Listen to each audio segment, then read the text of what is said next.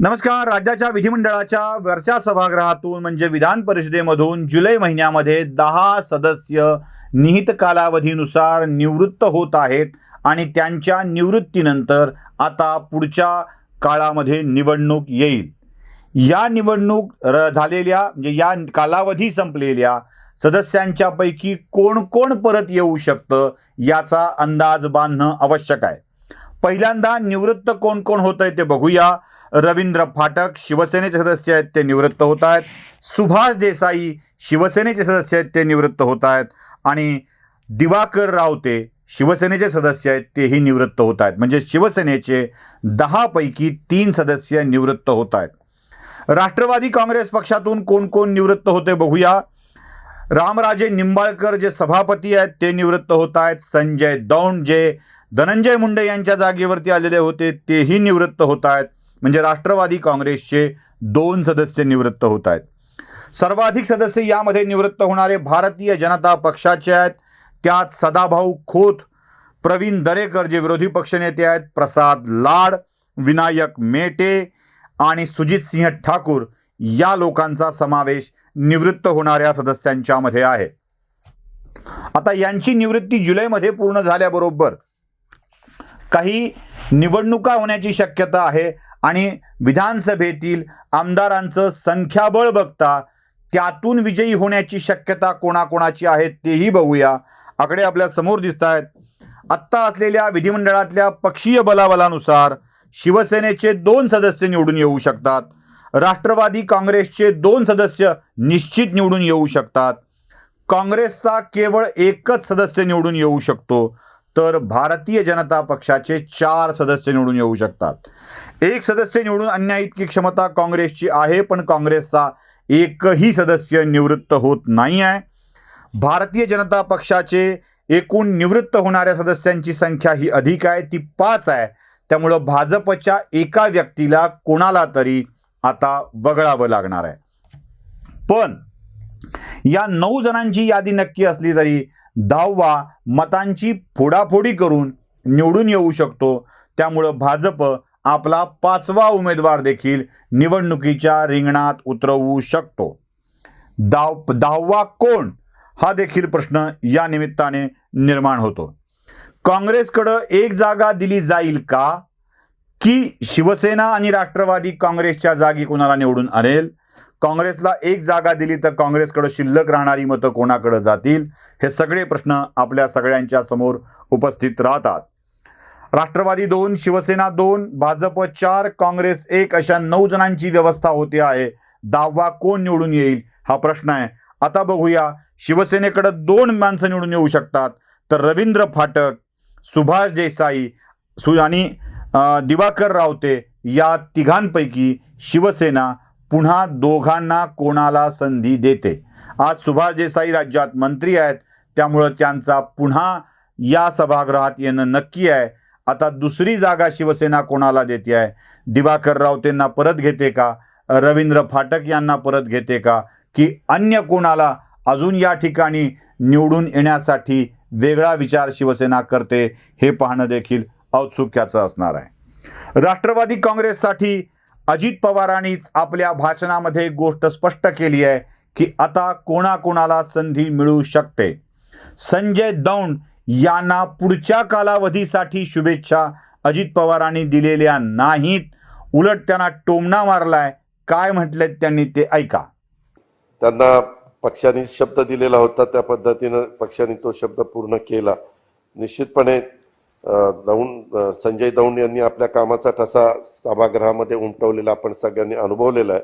त्यांच्या कामाची दखल घेऊन भविष्यात त्यांना निश्चित चांगली जबाबदारी मिळेल याबद्दलचा पण विश्वास मी व्यक्त करतो आणि संजय दौंड यांना त्यांच्या राजकीय सामाजिक वाटचालीच्या करता मनापासून शुभेच्छा त्या ठिकाणी देतो. संजय दौंड यांची निवड होणार नाही हे नक्की आहे. आता उरतात ते रामराजे निंबाळकर यांचं नाव. आता रामराजे निंबाळकर हे सभापती आहेत, त्यांना पुन्हा संधी दिली जाईल. त्यामुळे रामराजे निंबाळकर हे नक्की आहेत. राष्ट्रवादीच्या कोट्यातून संजय दौंड यांच्या जागी दुसऱ्या कोणाला संधी मिळते हे पाहणं देखील तेवढंच रंजक आहे. कदाचित राज्यपालाच्या यादीमधून सुटलेल्या एकनाथ खडसे यांना तिथे घेतलं जाईल का, असाही प्रश्न पडतो. त्यामुळे राष्ट्रवादीच्या कोट्यातून एकनाथ खडसे विधान परिषदेमध्ये कदाचित आपल्याला दिसू शकतात. त्यामुळं संजय दौंड यांचा पत्ता कट होऊन तिथे एकनाथ खडसे यांचं नाव देखील येऊ शकतं. म्हणजे तिथेही पुन्हा प्रस्थापितांना संधी देण्याचा प्रकार होईल. राष्ट्रवादी काँग्रेसच्या मोठ्या माणसांना, चांगल्या कार्यकर्त्याला संधी मिळणार नाही. भारतीय जनता पक्षाकडे 4 जागा आहेत. 5वी कौशल्याने निवडून आणू शकतात. प्रसाद लाड यांना कौशल्य वापरायचं ठरवलं तर आणि तरच विधान परिषदेची उमेदवारी मिळू शकते. प्रसाद लाड हे मूळचे भाजपचे नाही आहेत, पण तरीही त्यांना संधी मिळू शकते. प्रसाद लाड हे 5व्या जागेसाठीचे उमेदवार असू शकतात. सुजितसिंह ठाकूर यांना पुन्हा संधी मिळण्याची शक्यता दिसत नाही आहे. सदाभाऊ खोत मित्रपक्षाचे आहेत, त्यामुळे भाजप त्यांना आत घेईल की न घेईल प्रश्न आहे. प्रवीण दरेकर विरोधी पक्षनेते आहेत, त्यांना पुन्हा एकदा सभागृहात भाजपला घ्यावं लागणार आहे. त्यामुळे प्रवीण दरेकरांना तिकीट मिळेल.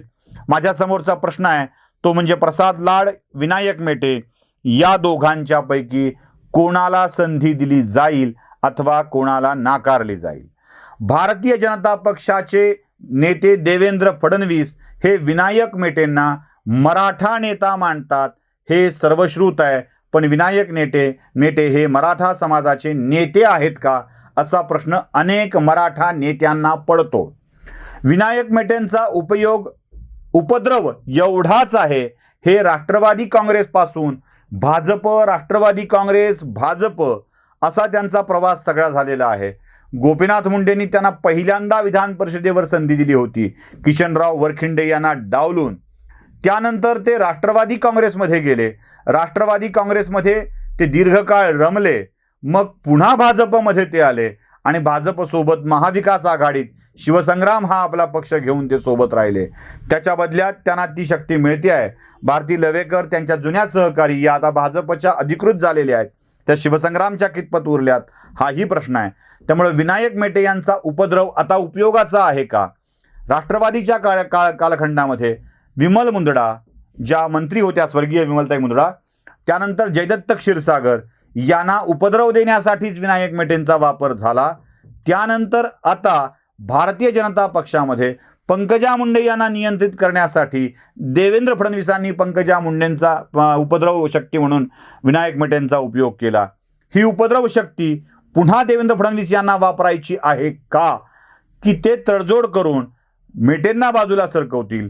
कारण पंकजा मुंडे यांचा फडणवीसांच्या नेतृत्वावर तेवढाच एक आक्षेप होता की फडणवीस नेहमी बीड जिल्ह्याच्या राजकारणात पंकजांना अडवण्याचं धोरण करतात.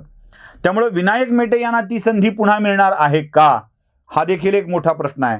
भारतीय जनता पक्षाकडून त्यांना परत एकदा, जे दुसरी वेळ आहे खरं तर भाजपकडून त्यांनी टर्म घेण्याची तिसरी वेळ आहे, पहिली, दुसरी आणि शेवटच्या 2 या भाजपकडून त्यांनी घेतलेल्या आहेत. आता या स्थितीमध्ये विनायक मेटे राष्ट्रवादी काँग्रेसपासून सरकल्यानंतर आता ते भाजपपासून दूर सरकतील का, पुन्हा राष्ट्रवादीकडे जातील का, की ज्यांना संधी मिळणारच नाही आहे आणि तरीही ते शिवसंग्राम सहित भाजपच्या सोबत राहतील, हा देखील एक मोठा प्रश्न आहे. प्रसाद लाड हे 5वे उमेदवार म्हणूनच आणले जातील अशी शक्यता आहे. प्रवीण दरेकर यांना निश्चित तिकीट मिळेल. सुजितसिंह ठाकूर यांचा पत्ता जवळपास कटल्यात जमा आहे. मग त्या जागी कोणाची नियुक्ती होईल. मराठवाड्यातून 2 सदस्य निवृत्त होत आहेत भारतीय जनता पक्षाचे, एक सुजितसिंह ठाकूर आणि दुसरे प्रसाद लाड. आता जर या जागेवर मराठवाड्यातलंच कोणतं नेतृत्व घ्यायचं असेल तर पुन्हा एकदा नाव चर्चेत येतं ते पंकजा मुंडे यांचं. पंकजा मुंडेंना राज्यात आणण्याची व्यवस्था केली जाते आहे का, केली जाईल का, की त्यांना केंद्रीय कार्यकारिणीतच ठेवून राष्ट्रीय राजकारणात त्यांचा प्रवेश करण्याचा विचार होईल. या सगळ्या गोष्टींची चर्चा आता होते आहे. म्हणजे पंकजा मुंडे आल्या तर बाकीच्या 3 पैकी दरेकर नक्की आहेत. पंकजा मुंडे आला तर दरेकरांना परत विरोधी पक्षनेतेपद मिळण्याची शक्यता राहत नाही, कारण तिथे भाजपचे सिनियर नेते सभागृहात अस्तित्वात आहेत, ज्याच्यामध्ये पंकजा मुंडे या एक असतील. जर आल्या तर त्यांना विरोधी पक्षनेतेपद द्यावं लागेल. आणि दुसरीकडे दुसरे नेते बावनकुळे एक आहेत, त्यांनाही विरोधी पक्षनेतेपदासाठीचा क्लेम त्यांचा असू शकेल, जेही मोस्ट सिनियर नेते आहेत. अशा दोघांच्या पैकी पुन्हा दरेकरांना सदस्यत्व मिळून जाईल, पण विरोधी पक्षनेतेपद मिळेल का, हा देखील मोठा प्रश्न आपल्या सगळ्यांच्या समोर आहे. त्यामुळे येणाऱ्या जुलैमधली विधान परिषदेची निवडणूक ही कोणा नव्या व्यक्तीला संधी मिळते हे बघण्यासाठी औत्सुक्याची ठरणार आहे. बघूयात विधान परिषदेच्या आखाड्यामध्ये वेगवेगळ्या पक्षात काय शिस्त येते. नमस्कार.